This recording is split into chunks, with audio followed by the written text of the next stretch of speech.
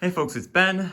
We're here with our 2008 Chevy Equinox dealing with a recurring problem for this one. It deals with this guy here. First issue showed up when we replaced the fuel pump several years ago. There's a famous video about that I'll put at the end of this video. But anyway, long story short though, this is I believe it's a charcoal canister. It's a vacuum device. It sits underneath the driver's seat under the underside of the vehicle. And as you'll notice, I've got this sweet license plate kind of bolted to the front. Says, forget the rest, stick with the best, right? Okay, it came on my van originally. But it uses 4 10-millimeter bolts, nuts actually, on studs. It bolts under the car, and these are the sorted vacuum lines, and this is a solenoid that operates off of it. Here I have, this is an all-wheel drive vehicle, and so this is for an all-wheel drive. In fact, it says so on the parts number. All-wheel drive. Now I did pull one off of another Equinox, Torrent, whatever, one of those two. It's the same, similar design, in fact probably identical, probably a different model year, but it's not an all-wheel drive, so it doesn't have the front like grabby plate there. So I grabbed it because, well, it's probably the same thing, and it honestly is, but it's undamaged as well. The only thing I haven't taken off is this guy here. These are a pain in the butt to take off, by the way. They're a squeeze clamp. We're gonna run into these, and I gotta make sure I take them off correctly on mine. This one is obviously fairly easy, and it had another one of these over here. But anyway, so let's change the charcoal canister, but let's find out what's wrong with ours. It's underneath the car over here. Might as well just walk you on down here. I haven't grabbed my ratchet yet, but we'll edit that in. We still got brake parts everywhere because we're also shooting that video. Let's crawl under here. Oof, we have our car up in the air, and oh, here we go. Here's our friend. And because we live on the gravel, lots of rocks come from the front end. Oh my, it's worse than ever. Rocks come and hit this thing. So I built the license plate adapter just by bending it and putting a screw through here. What happens is the rocks just punch this out. And the long story short of it is this needs to be a vacuum chamber. Of course, it's not doing anything for vacuum like this. So we're gonna go ahead, and this one is plastered with mud. Wonderful. So, and there are our connectors back here. So we've got to disconnect this friendly. Look at the tank. It's also just the rocks have just beaten it. That connector's never coming off nice again either. Anyway, we got to get this guy off and put the new one on, and hopefully that steel plate, or aluminum plate actually, will help deflect some of the rocks. It's kind of an experimental design because I'm lazy and I just wanted to bend a plate and call it good, but that's what we'll do is pull this guy out. These are 10 mil, taking a couple out at the junkyard, and it is just a stud. We'll oil them down though, and we'll drop this guy out, see if we can get those connections undone, and see if we can put the new one up. So here we go with our connectors. These are the ones, like I used the other ones. I actually cut them off in the yard, but here I actually want to see what I can do to keep them alive, because I'm going to need them, and that one's a pain because it's so far in. But while we're here, we'll shoot some other. I don't think these are going to give me much of a fault. They're muddy, but they're not angry. But these have been off before. This is not, I actually bought a brand new one. In hindsight, I wasn't doing a lot of work at the picket yard, so they are just a vacuum line though. And push comes to shove, actually, I could actually just cut it off because we're not using this canister ever again, obviously. So let's just see if we can. In theory, it's you squeeze this and it should nicely come off. It's there's a little catch on this tube, and so we're just getting that ring around it. And it's a very tight suction though, but of course when it's open to nothing, it doesn't mean anything, right?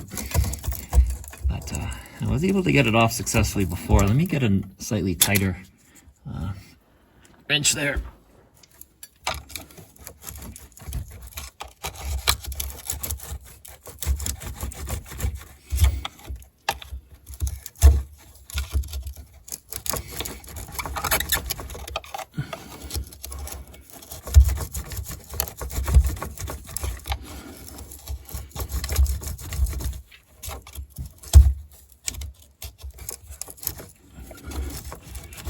Oh, nice.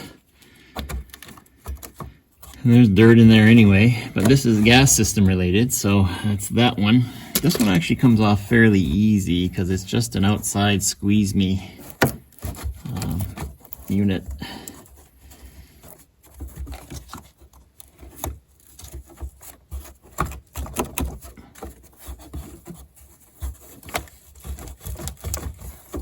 There we go. Give the plug. It's just the friction of the connector. So there's two.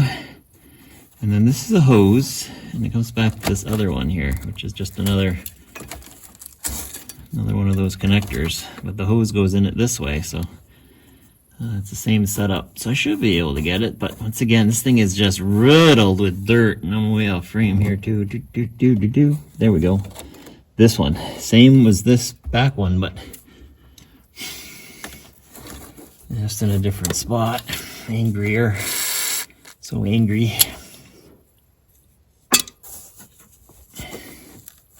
Yeah, I think I'm going to cut this off to facilitate this action.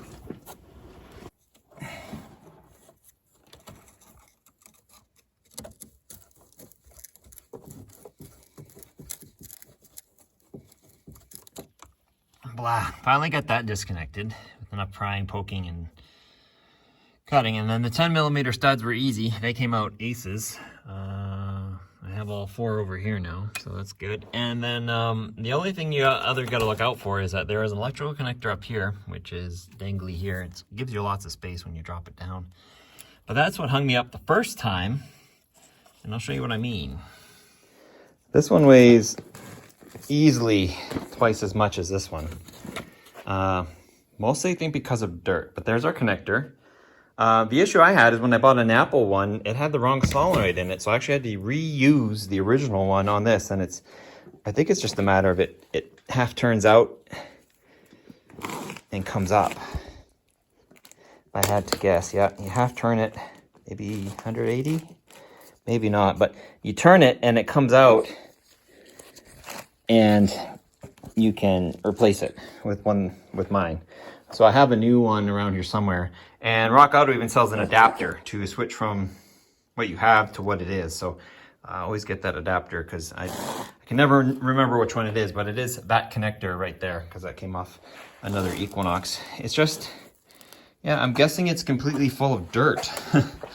It's the deal. It gets a hole in it. And then these chambers, actually it's not chambered in, but you can see over there, we'll take it apart maybe in another video, but yeah, it's just not right. We'll do an exploratory cutting of what's in this thing because it's like this could pop off. Cool stuff like that. But anyway, this is a replacement video. So it's about 120 bucks from Napa, Canada for this itself. That is a Napa unit there. This one is off an actual car. I got my connections. I'm going to grease them up with actual grease. And then we got this plate, which all I did is it's a license plate that I bent and attached with a bolt. And I'll pull it, once it's on the car, I'll pull it down some and we'll see how it goes just to deflect those rocks from hitting so bad on the front here and see if I can preserve that. And I have this spare if I need it. And it's outside except for this piece. It's also ready to go. It is about the same weight as this one. So I have faith that they're close. So yeah, we'll grease up those. We'll go back into the car. We'll attach all that. And we do have a code. Let's use the crappy grease. I do have a code for evaporative, and I knew it was this when I looked under there and I saw a big hole. I'm like, yeah, I'm doomed. So we'll go with that. So let me grease these up, and I will I'll install it, which is just a matter of the 4 screws and the clicking, and I'll meet you down there. Cool beans. Back into the car. I got the 4 10mm. I put anti-seize on them and put them all up, so we're back up secure. And I plugged in that solenoid, which this was the right one.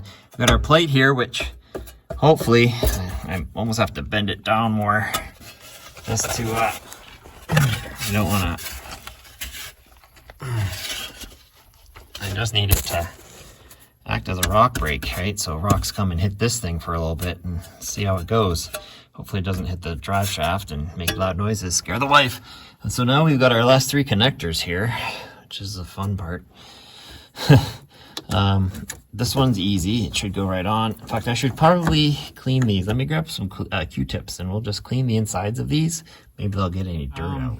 So yeah, I took a Q-tip, and they were quite dirty, and cleaned the inside of the tubes just to make sure, because it's mostly that long section that plugs in, that's your vacuum seal, and this is just like a extra so it doesn't wander off. So this isn't your sealing surface, it's actually up in here. So this one's on with the easy clip, and that one's back on with the awful clip. And we got our top plugged in, we got our shield that's hopefully going to do some stuff. We'll see how that goes. It's probably, I'm going to need to reinforce it. I'm going to have to zip tie. I can already tell that. So I probably ought to just do that now. Maybe throw a couple zip ties on this thing so she's not so wiggly around the base up to here. But that's how you change the charcoal canister on your Chevy Equinox, Pontiac Torrent. It's not hard, but they do break. It's good to check, especially if you have an evaporative emissions code, low vacuum code, something like that. It's going to be this guy here. If you have any questions, ask them, comments, leave them. And yeah, if you've got holes in the front, put a plate here, and that'll hopefully help protect it. We will see you next time. Chicken leave? Yep.